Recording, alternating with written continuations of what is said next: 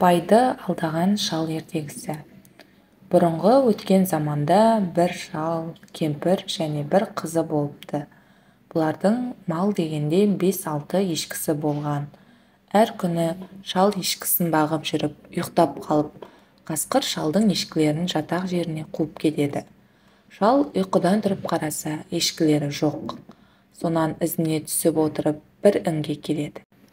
Шал қасқырдың інге әкеліп кіргізгенін білетін. Қасқырды ұстап алмақшы болып, іннің аузында қапты қолына алып аңдып тұрады.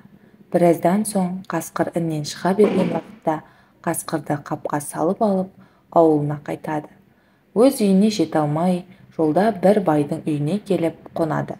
Үйге кіргеннен арқасындағы қапты керегенің басына ілдіріп қояды. Бір уақыттан кейін бай сұрайды шалдан: «Қабыңыздағы не?» деп. Шал айтады: «Қаптағы тұқымы асыл бір көк қошқар еді», дейді. Бай: «Қошқарыңды маған сат», дейді. Шал: «Жақсы, сатайын, бәленше тілда берсең», дейді. Бай сұрағанын беріп алады.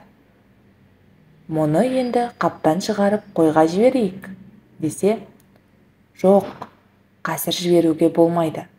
Адам тегіс жатқаннан кейін жіберу керек», дейді.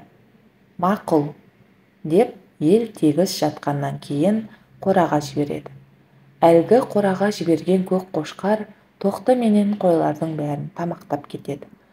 Сонымен қатар бәленше тілдәні алып, шал да жоқ болады. Ертеңгісін бай тұрып, қораны қараса, қойларының көбі теңкиіп өліп жатқан. Енді бай ойласа, түндегі көк қошқар емес, ол көк қасқыр екен. Бай сөйтіп шалдан алданып қалған. Соңы.